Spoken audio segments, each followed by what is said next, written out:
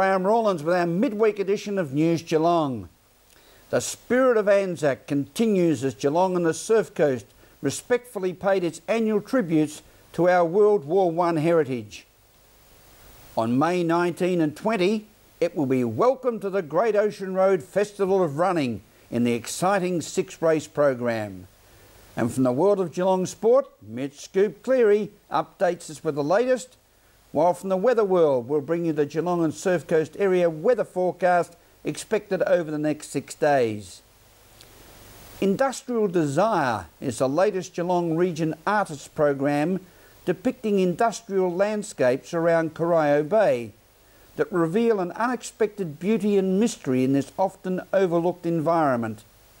Ian Nichols reports from the Geelong Gallery. Well, there's always something very interesting happening at the Geelong Art Gallery, particularly when it comes to local art, and the Geelong regional artists have something to contribute, as does Gary Smith, with a very unusual display. We're going to find out more about these very hazy paintings, as they've been described, with the gallery's director, Jeffrey Edwards. This time, part of the Geelong Regional Artists program is very different. It features industrial scenario from Gary Smith, who I believe nowadays is located in Canberra.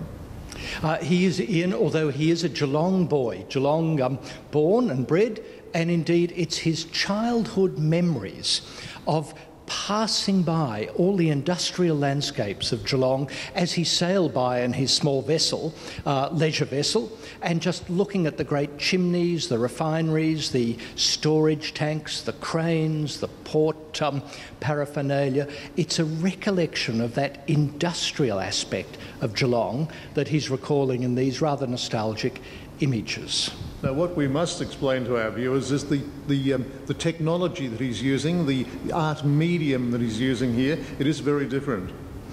It is, Ian, and indeed, at a glance, they appear as if they are paintings, and they appear if they're paintings that have they're out of focus. Well, indeed, they are out of focus because there is this hazy, pearly, radiant light that is the light of that emerges from the mists of memory, happy memory. They're optimistic, they're constructive works.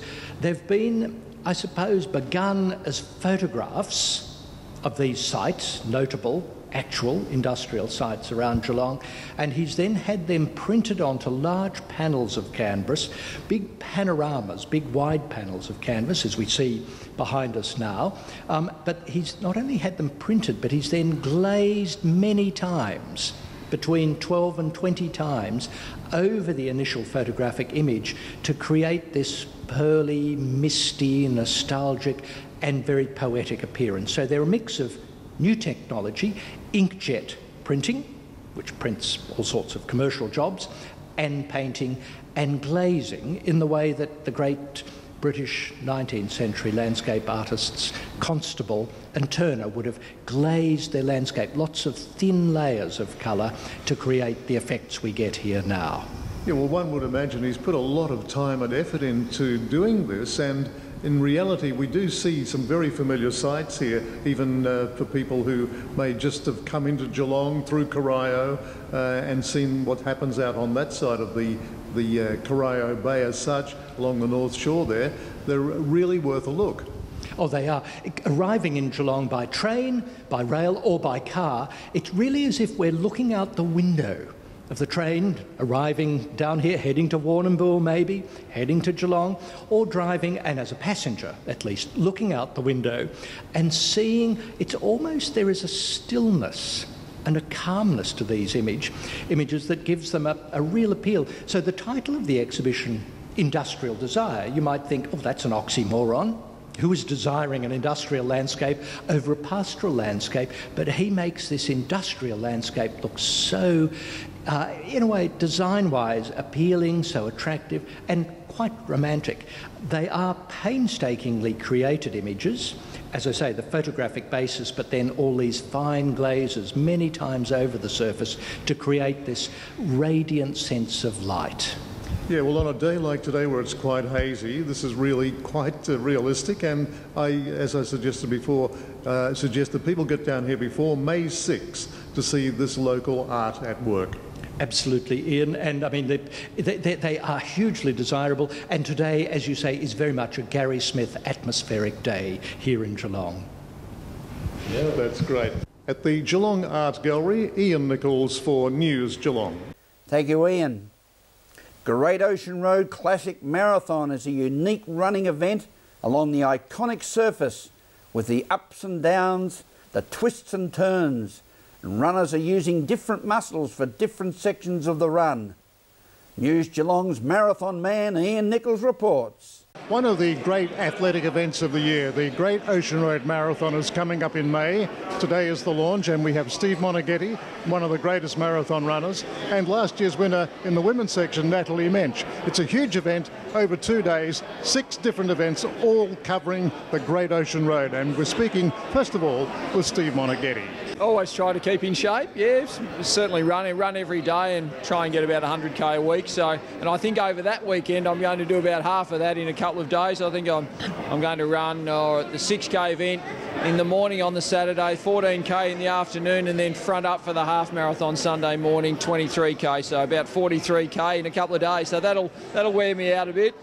Well, for the really keen contestants, we've got a 45-kilometre event on the Sunday, and that will see the cream of our distance runners, I would think. Certainly got a great international contingent, a lot of Kenyans, Ethiopians out here that, you know, obviously they've got great pedigree, so I'd expect them to run very well down there. But what you need to note is it's one of the world's great marathons. Running along the Great Ocean Road's unbelievable. I think if you haven't experienced it, people realise it's one of the most scenic and best courses in the world to run a marathon. So I'm sure the Kenyans will enjoy it, but they'll be running very seriously up the front. Yes, some people describe it as the 8th wonder of the world, but in your terminology here, you're saying it's no longer a Mount Everest. Perhaps you could elaborate on that. Oh, I think we've just matured as an event, and I've been involved since inception. And initially it was, wow, I want to run really fast in that marathon, or gee, that's 45k on the Great Ocean Road, that'll be really hard. But now it's become an event in its own right. It's got this unique capacity of saying, I don't care about the time, don't compare it to other marathons, just get out there and enjoy the environment. It's a hard run, but it's very, very satisfying when you cross that finish line knowing that you've ran 45k along the Great Ocean Road. Most people would know that section driving from Lorne to Apollo Bay, but it has a special attraction when you can run it.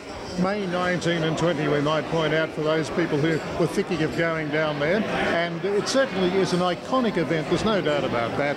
And maybe you've got a handle on some of the internationals who've already accepted for the event? Yes, we've certainly got the title holder from last year's coming back, so he would like to run faster than he's ran before. So I think, you know, the course record, you talk about course records on here for 45k, 2 hours 28. I mean, that's in the 2 hour 15 mark for a marathon. You're going through at that pace, which is extraordinary. So some of the best marathon runners in the world. We know how the Africans, the Kenyans and Ethiopians dominate men's distance running, but also the women, they're very strong as well now. They're really growing in reputation in the female section as well. So there'll certainly be some outstanding athletes down there. Imagine just standing on the sidelines and being able to watch the Africans running along the Great Ocean Road right here in Victoria. It's an amazing capacity to be able to attract such athletes over here for this event. I won't be taking on the full marathon this year. I've run 3 marathons in the last 9 months, so body's feeling it a little bit, but I certainly want to be involved in some way, and probably the half marathon might do me this time round.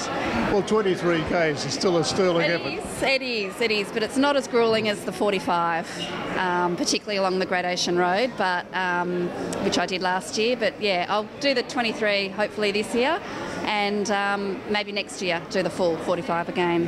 Well, as you've suggested, 3 marathons, it's probably above average in any given year? Yes, 3 marathons in 9 months.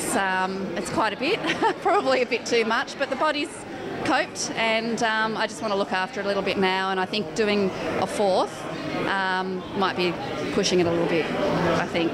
So I'm assuming you're living locally here, and it's in your backyard, the Great Ocean Road? It is. I know the Great Ocean Road very well. I've driven down it quite a lot over the last 20 years, and like to train down along the coast too, so it's quite a special place, and it's a special run.